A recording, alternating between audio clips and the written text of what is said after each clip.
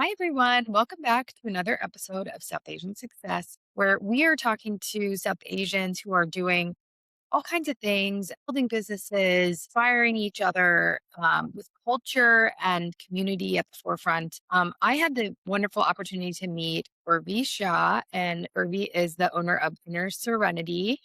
Thank you for being here. And when I heard about what you do, I thought it was just so wonderful to have um, people doing this in our community because I feel like I didn't have these kinds of things when I was pregnant. So would love to share a little bit about you and what it is that you do. Yeah, absolutely. And thank you for having me on the show, Pearl. So, I am a certified coach and spiritual healer. And I came to this work. I started off, actually, I'll back up. I started off as a life coach and I kind of went like, took the needle and went like further in, further in, further in. So, I was on my own journey to become a mom as I was going through my coaching journey. And I started to notice like a lot of different things that I was navigating. And I started to really think about like, is this how all women are navigating this? And so I started to focus more on becoming a coach for moms, specifically moms within the phases of pregnancy and postpartum, and like really helping them just get into balance and understanding how to regulate their nervous system. I call this conscious motherhood. And so, really, what that means is just bringing consciousness and awareness to our own self, to our own energy, to kind of feel as complete as we can to then pour back into our children. I love that. That's such a wonderful phrase. I do feel like in the blur of like the early days of having a child, consciousness is probably not the way you think about your mother.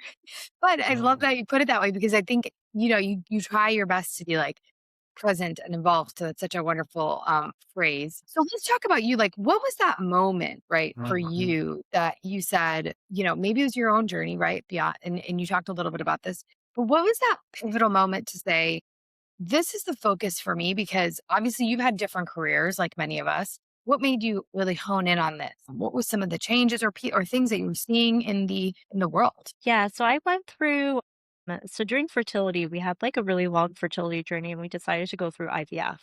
And when I started to like go through IVF, like really meet with different clinics and then the entire IVF journey, I started to understand like how alone a woman can feel in the journey of just trying to get pregnant, whether you go through IVF or you don't, right? There's a lot of things that we just keep to our chest. We don't really say because we might be shameful of it or might be embarrassed of sharing certain things. And then when I went through pregnancy, I felt it even more. Like I just felt really alone, really like I can't share too much about what's going on. I felt a lot of pressure also from our culture of like, you have to be careful. You can't do this and don't bend over and don't do this. And like, um, just like, does every woman go through this? Like, what is like, this feels so overwhelming. And then during postpartum, I went through postpartum anxiety and depression. For me, it was very heavy. And so like kind of coupling all three of those like portions of my journey to become a mom, I started to like really piece it together and say like women aren't really talking about this and they are really struggling and they do need support and they do need somebody that can talk about their own journey and provide that support. And one of the big things that I love to do is like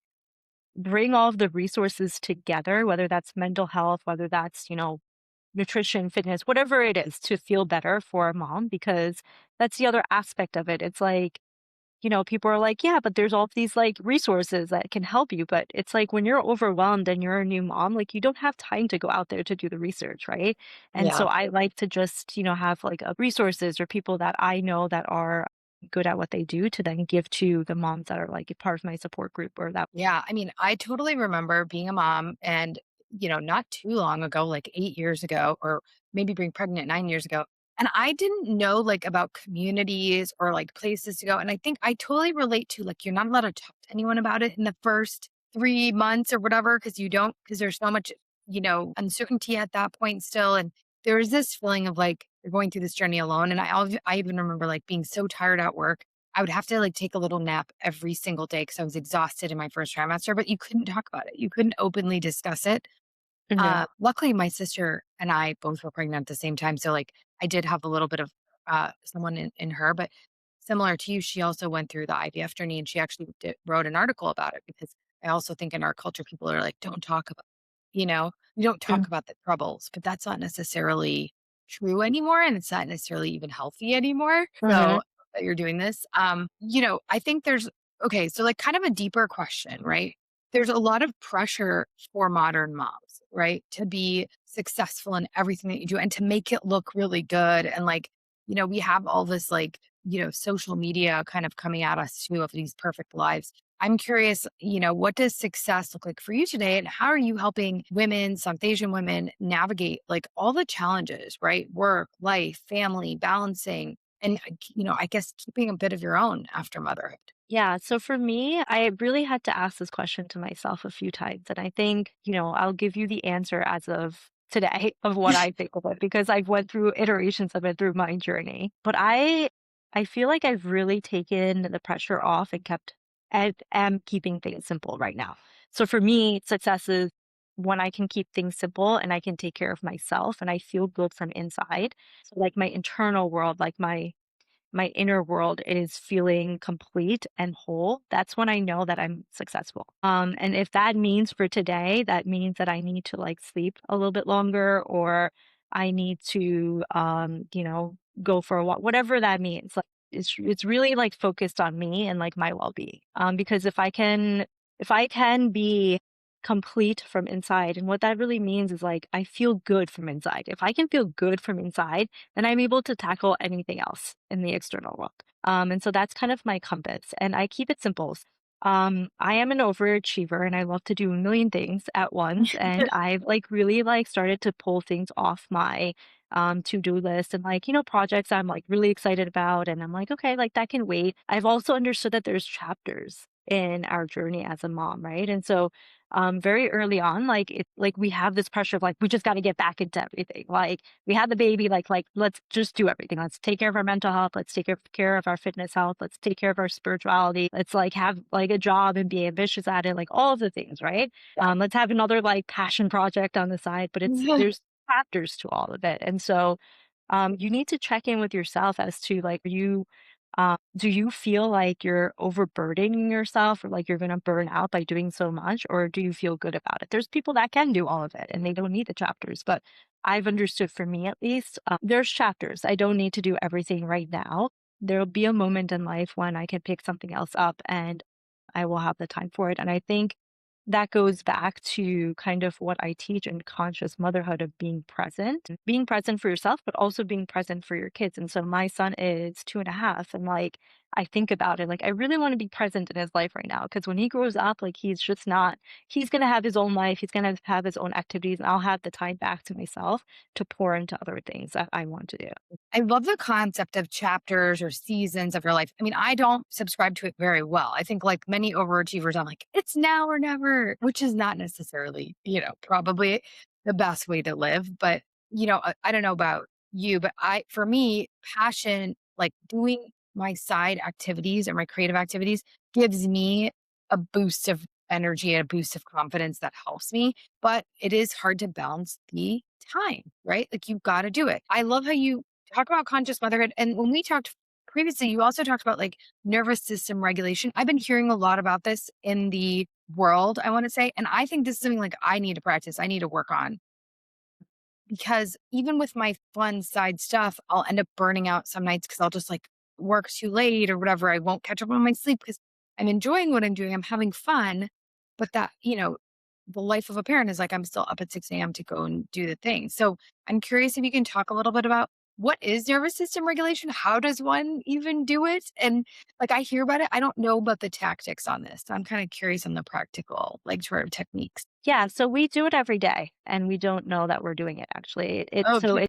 We do it through our breath. So our breath is our signal to our nervous system as to if we are anxious or if we are calm or if we are getting stressed out or if we're getting frustrated, whatever it is. So like the quality of your breath and even like if you were to like measure it in terms of frequency and things like it'll change depending on your emotional state. And so what nervous system regulation really means is to bring your breath back to a calm and balanced state because when you are calm and balanced, you feel safe in your nervous system, you're actually able to push through those moments where things feel uncomfortable, things feel scary, things feel, even like if you have anxiety and you just are like resisting things, like when you feel calm, you're able to push through all of that. And so your breath is actually what helps. And it's like, my example is like when you're exercising or you're running, right? And like you're kind of staying focused on your breath to take you through certain movements or to take you through maybe like that extra mile. Like you're like really dialing in onto, okay, I can do this. I'm going to focus on my breath and send my breath. That's kind of the same thing with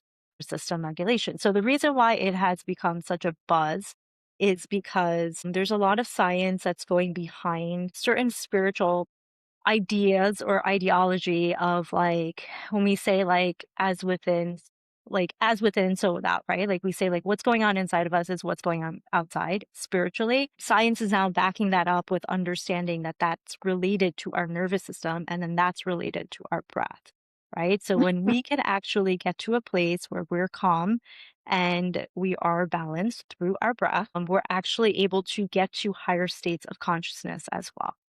And this is there's science band, but like if even if you go into like spiritual texts, like for us as South Asians, if you go into our Vedas, it's in there as well. So it's not something that's new, it's just coming up and a lot of people are practicing it because they do want to reach those new states of consciousness to push beyond, right? Like it's like our conversation previously about talking about success. Everybody wants to do more and they want to understand how they can do that in this body. And that's why it's getting a buzz. But the way I teach it and the reason why I teach it to moms is because when we are feeling like frustrated, overwhelmed, overloaded, a lot of times our nervous system will send there would be signals that are sent to our nervous system that we feel unsafe. And what that does is it increases the stress or the anxiety, and then we'll start to freak out in those moments, maybe in Mhm. front of our kids, maybe in front of our partner, maybe in front of our family, whatever it is.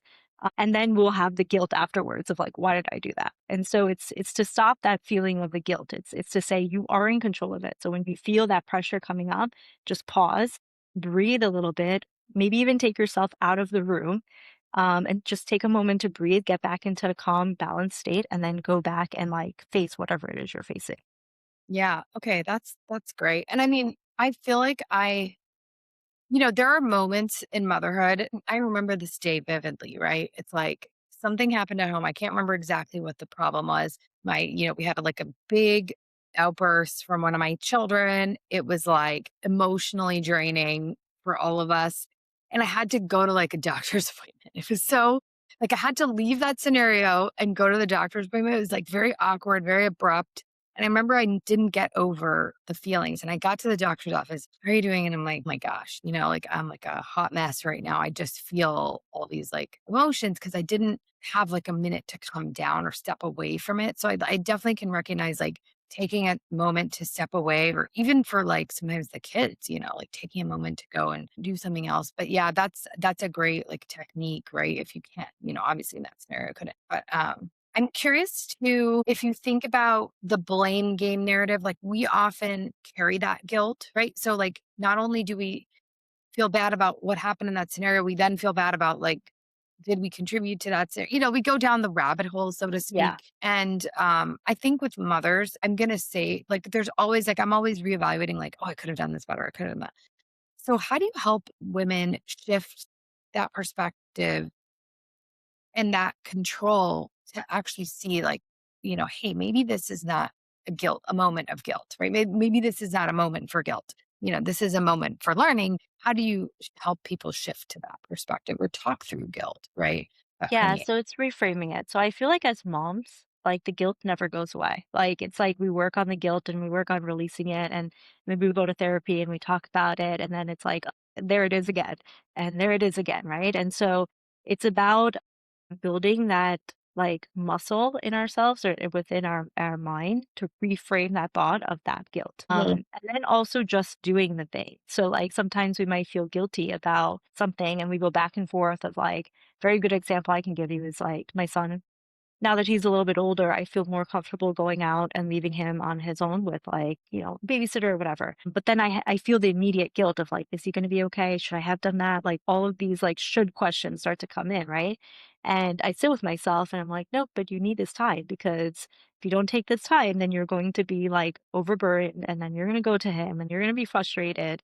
And so like you both need space from each other. So that's why you're doing this. And so it's like kind of reframing it to allow yourself to do the things that it is that you might feel guilty about and then also letting go. So like in the scenario where you might have gotten upset and maybe you yelled at your child or whatever, right? Giving yourself grace after that or compassion that, hey, I am human. This is natural. It happens. It's okay. I will be mindful that the next time this happens, maybe I will step away. But if it doesn't, it happens. Like it's okay. And the one thing that I do, um, if when those scenarios happen, because they happen all the time, especially now, because he has tantrums like every like 3 minutes, I'll just like Mhm. have a tantrum with him and then I'll walk away and I'll come back and I'll take him and I was like, "Can you come here? I need to talk to you." And I know he's 2.5, so his, cognitive, um, his cognition is a lot different, but, I still, like, bring him and I look him in the eyes, I'm like, "I'm sorry that mommy had to yell at you, I didn't mean to do that.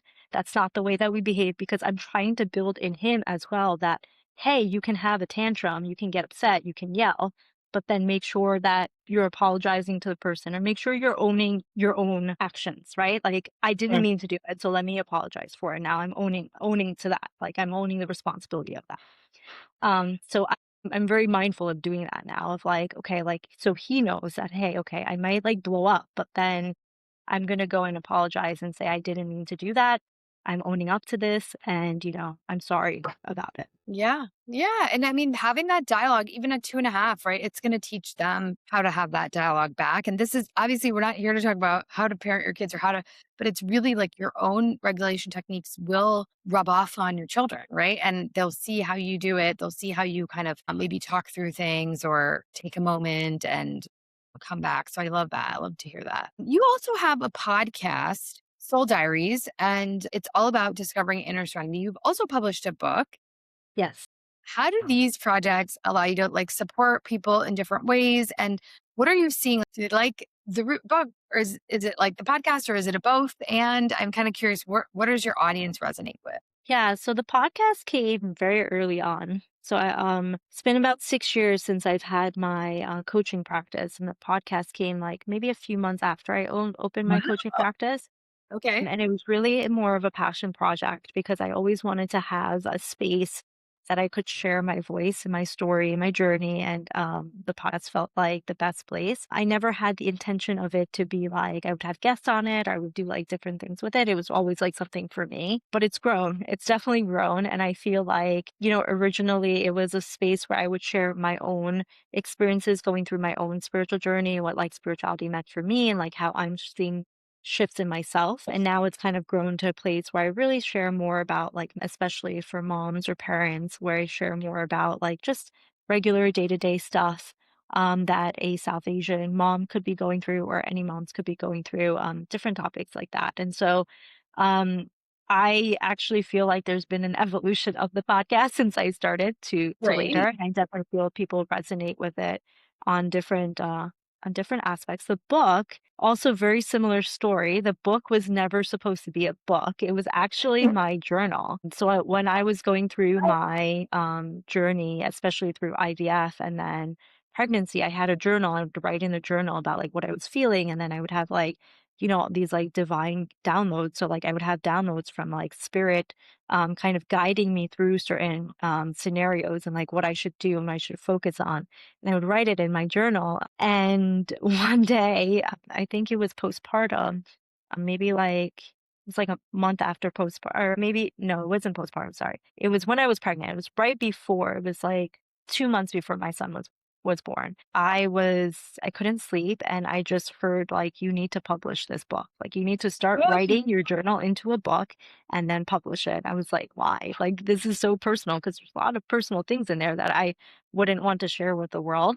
And I just started writing it. I don't even remember writing it because I was writing it like my like third trimester and then all through postpartum. And then I self-published it on Amazon. Like I look at the book and I'm like, wow, like it hasn't even resonated with me that it's a book and people are reading it. I get feedback of like, this is such a beautiful book. Thank you for writing it. Like because it's not something that I ever intended on doing, but I'm happy it's there. I'm happy that it's a place that people resonate with, especially moms. And I've also gotten a lot of messages from dads as well as to how the book is helpful for them to understand some of like the intimate sides of what their wife might be going through or what their partner might be going through as they're going through their journey of. So it's great Mhm. that both the different things are helpful. Oh, wow, that's wonderful. I love hearing that dads are reading this book. I mean, we're gonna put the links for all of your book and your podcast and everything in the show notes so people can go and find it too. But I love hearing that you're getting great feedback from both sides and like yes, more dads also say you should read this because maybe they can't fully understand and how powerful for you to write that when you were actually going through it. Like, so I found funny story. I'm releasing a poetry collection this month or very soon. And I found my college poetry journal. And it was like my way to get through like the emotions of college, right? But in that moment, you're so, 20-year-old hormonal versus you being like a pregnant woman hormonal, those emotions and feelings, you couldn't replicate them, right? Like you couldn't just pretend like you know what's going on. So that's even a higher impact moment that you took time to write that down. So that's incredible. That's really cool to hear. Um, Yeah, thank I you. know we're going to share that with everyone so they can check it out.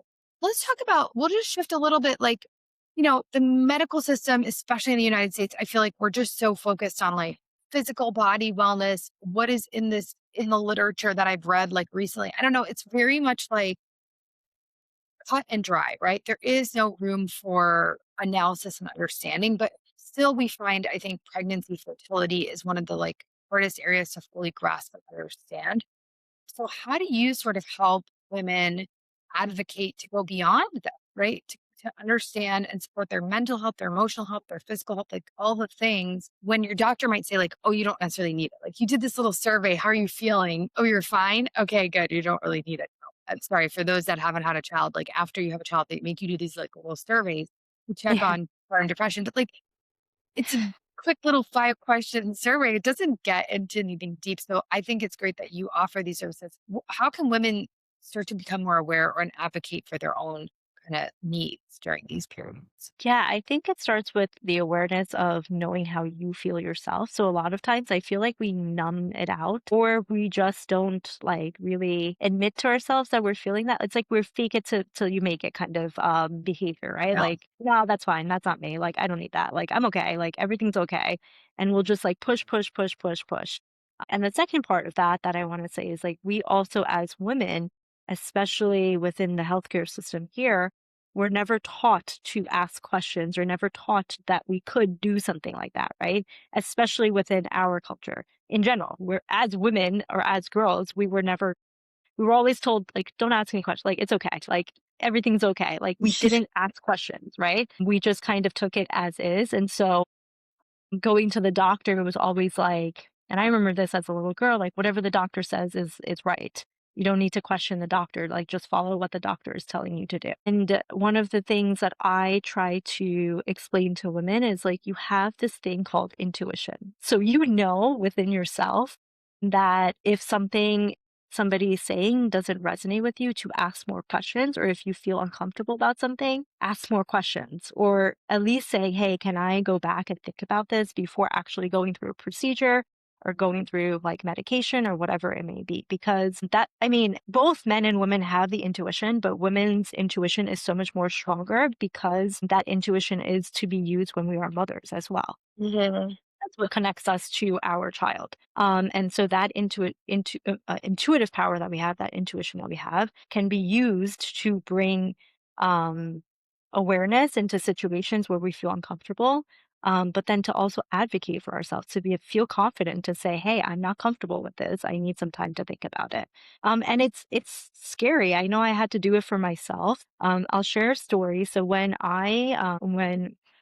we went to the hospital when my water broke. And so my water broke, I didn't have any contractions, and it was like some time had passed. And I was like freaking out because I'm like, what's going on? Like, now my water broke. I'm not going through any contractions. What are they going to do? And like, the medical staff there was just trying to like push all of these things. I didn't feel comfortable. I was like, I want to wait till my doctor comes. I need to talk to my doctor. And I kept advocating, and they were just so pushy to like do whatever they wanted to do. And I was like, no, and that's the great thing about this country is like they need to have consent. So if they don't have consent, they can't push anything on you, right? Which is the other thing that I feel a lot of women don't understand as much. But if you say no, like they can't do anything, like they cannot move forward. And so I waited until my doctor came and had the conversation. But I remember that moment. Like it felt like I was being pressured to do something and I had to do it. And even for somebody like me that has advocated for her own health throughout like my own journey, like I was like, I don't know, maybe I need to listen to them now because like my doctor was busy with like another C-section, and I was like, what happened? Like, I think there's this other aspect of like fear that gets instilled in you in those situations too, where you're like, okay, but what if something bad happens? And then like you like kind of back off and you don't want to like push so hard or be confident in your own ability to know of what to do. Yeah, that's so interesting. I mean, intuition is like, I don't know, like I don't want to get into, the ifs ands, but I do think like intuition is like a gift, right? Like I just remember, being a new mom of my second kid, waking up in the middle of the night going, something's off. To turning to look at my kid in his little bassinet, and he was on his stomach. He had rolled in his Hmm. swaddle at 2 months old. It was not an ideal situation. I freaked out.